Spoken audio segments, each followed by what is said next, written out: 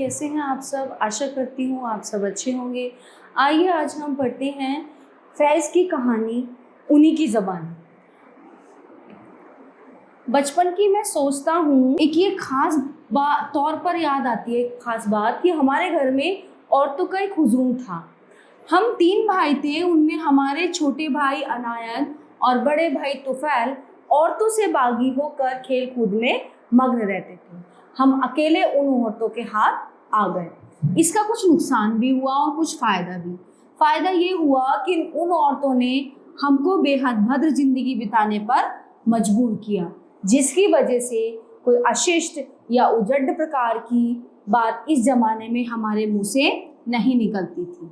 नुकसान ये हुआ कि बचपन में खिलंदड़ेपन या एक तरह की खेल कूद की ज़िंदगी बिताने से हम वंचित रहे। मसलन यह है कि गली में कोई पतंग उड़ा रहा है, कोई गोलियां खेल रहा है, कोई लट्टू चला रहा है, हम बस खेल कूद देखते रहते थे। अकेले बैठकर होता है शबो रोज तमाशा मेरे आगे, हम उन तमाशों के सिर्फ तमाशाई बने रहते। ये एक शेर उन्होंने बोला है कि अकेले बैठकर होता है शबो रोज तमाशा मेरे आगे, हम उन तमाशों के सिर्फ तमाशाई बने रहते। ठीक है। सुबह हम अपने अब्बा के साथ फजर की नमाज पढ़ने मस्जिद जाया करते थे। नित्य नियम यह था कि अजान के साथ हम उठ बैठते। ठीक है। अब्बा के साथ मस्जिद गए, नमाज अदा की और घंटा 1.5-2 घंटा की सैर के लिए निकल गए। फिर स्कूल, रात को अब्बा बुला लिया करते थे खत लिखने के लिए। उस जमाने में उन्हें खत लिखने में कुछ दिक्कत होती थी, हम उनके सेक्रेटरी का काम अंजाम देते थे, उन्हें अखबार भी पढ़कर सुनाते थे। इन व्यस्तताओं के कारण हमें बचपन में बहुत फ़ायदा हुआ। उर्दू अंग्रेजी के अखबार पढ़ने और खत लिखने के कारण हमारे शब्द भंडार में काफ़ी वृद्धि हुई। हमारे घर से लगी हुई दुकान भी जहाँ किताबें किराए पर मिलती थी, एक किताब का किराया 2 पैसे होता। वहाँ एक साहब हुआ करते थे जिन्हें सब भाई साहब कहते थे। भाई साहब की दुकान में उर्दू अदब का बहुत बड़ा भंडार जमा था। उन दिनों जिन किताबों का रिवाज था वो आजकल करीब करीब ख़त्म हो चुका है, जैसे तिलिस्मे होशरुबा, फसाना आज़ान, अब्दुल हलीम शरार के नॉवल वगैरह, ये सब किताबें पढ़ डाली। उसके बाद शायरों का कलाम पढ़ना शुरू किया, दाग का कलाम पढ़ा, मीर को पढ़ा। गालिब तो उस वक्त बहुत ज़्यादा हमारी समझ में नहीं आया। ठीक है। दूसरों का कलाम भी आधा समझ में आता था और आधा नहीं आता था, लेकिन दिल पर असर कुछ अजब किस्म का होता था। यूँ शेर से लगाव पैदा हुआ और अदब में दिलचस्पी होने लगी। हमारे अब्बा मुंशी घर के एक तरह के मैनेजर भी थे। हमारा उनके किसी बात पर मतभेद हो गया तो उन्होंने कहा, अच्छा आज हम तुम्हारी शिकायत करेंगे कि तुम नॉवल पढ़ते हो। हमने उनसे बहुत मिन्नत की कि शिकायत ना करें, मगर वो ना माने और अब्बा से शिकायत कर ही दी। अब्बा ने हमें बुलाया और कहा, मैंने सुना है तुम नॉवल पढ़ते हो। मैंने कहा जी हाँ। कहने लगे, नॉवल ही पढ़ना है तो अंग्रेजी नॉवल पढ़ो, उर्दू के नॉवल अच्छे नहीं होते। शहर के किले में जो लाइब्रेरी है, छानी और न जाने क्या क्या पढ़ डाला, वह भी आधा समझ में आता था और आधा पल्ले नहीं पड़ता था। इस अध्ययन के कारण हमारी अंग्रेजी बेहतर हो गई। 10वीं जमात में पहुंचने पर महसूस हुआ कई उस्ताद पढ़ाने में कुछ गलतियां कर जाते हैं। हम उनकी अंग्रेजी दुरुस्त करने लगे। इस पर हमारी पिटाई तो ना होती, लेकिन कभी कभी तो उस्ताद नाराज हो जाते और कहते, अगर तुम्हें हमसे अच्छी अंग्रेजी आती है तो तुम ही पढ़ाया करो, हमसे क्यों पढ़ते हो। उस जमाने में हम पर कभी खास किस्म की अवस्था छा जाती थी। संगीत से लगाव था।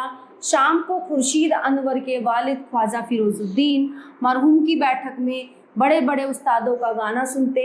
उस्ताद तो कल हुसैन खां, उस्ताद अब्दुल वहीद खां और छोटे गुलाम अली खां वगैरह उन उस्तादों के समकालीन, और हमारे दोस्त रफ़ीक गजनवी से भी सोहबत होती थी। जब हमारे वालिद का देहांत हो गया तो पता चला कि हमारे घर में खाने तक को कुछ नहीं है। कई साल तक दर बदर फिरे और फाका मस्ती की, उसमें भी लुत्फ आया, इसलिए कि उस वजह से तमाशाए अहले करम दुनिया का तमाशा देखने को बहुत मौका मिला।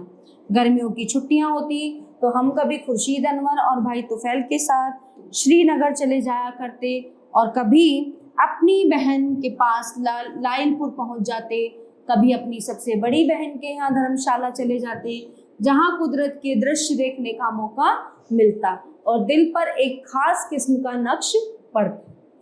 हमें इंसानों से जितना लगाव रहा उतना कुदरत के दृश्य और प्राकृतिक सौंदर्य के अध्ययन से नहीं रहा। फिर भी उन दिनों में मैंने महसूस किया कि शहर के जो गली मोहल्ले हैं उनका भी अपना एक हुस्न है जो दरिया रेगिस्तान पहाड़ों और मैदानों से कम नहीं। अलबत्ता उसको देखने के लिए बिल्कुल दूसरी तरह की हमें नज़र चाहिए। हम मस्ती दरवाजे के अंदर रहते थे। हमारा घर ऊपरी मंजिल पर था, नीचे बदबूदार नाला बहता था, छोटा सा एक चमन भी था, चारों तरफ बाग थे। एक रात चांद निकला हुआ था, चांदनी बदबूदार नाले और इर्द गिर्द के कूड़े करकट के ढेर पर पड़ रही थी। चांदनी और साए ये सब मिलकर कुछ अजीब रहस्यपूर्ण दृश्य बन गए थे। चांद की मेहरबानी से दृश्य की कुरूपता छिप गई थी और कुछ अजीब किसी किस्म का हुस्न पैदा हो गया था जिसे मैंने लिखने की कोशिश भी की है। शहर की गलियां मोहल्ले में कभी दोपहर के वक्त कभी शाम के समय कुछ इस प्रकार का रूप आ जाता है जैसे कोई परिस्तान है। आधी रात चांद आत्मविस्मृति खामोशी के बोझ से चारों ओर वगैरह इसी जमाने से संबंधित रचनाएं हैं।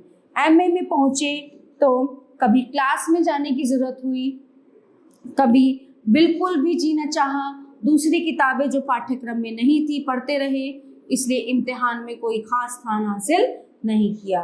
लेकिन मुझे मालूम था कि जो लोग प्रथम द्वितीय आते हैं हम उनसे ज़्यादा जानते हैं, चाहे हमारे नंबर उनसे कम ही क्यों ना हो। ये बात हमारे उस्ताद भी जानते थे।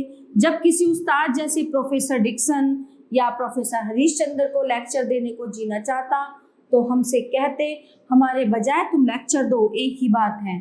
अलबत्ता प्रोफेसर बुखारी बड़े कायदे के प्रोफेसर थे, वे ऐसा नहीं करते थे। डिकन्सन के जिम्मे 19वीं सदी का गद्य इतिहास था, मगर उन्हें इस विषय में कोई दिलचस्पी नहीं थी। इसलिए हमसे कहा 2-3 लायक लड़के हमारे साथ थे, उनसे भी कहा 2-2, 3-3 लेक्चर तुम भी तैयार कर लो, किताबों के बारे में कुछ पूछना हो तो हमसे आकर पूछ लेना। अस्तुनी मुस्ताद हम उसी ज़माने से में हो गए थे।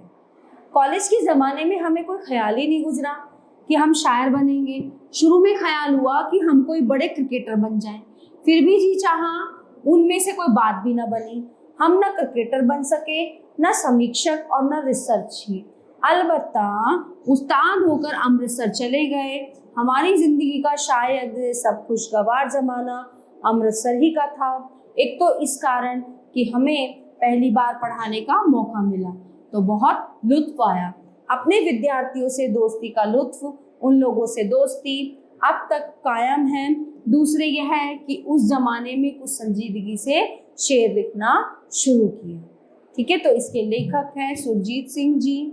आशा करती हूँ कि ये पाठ आपको अच्छे से समझ आया होगा। धन्यवाद।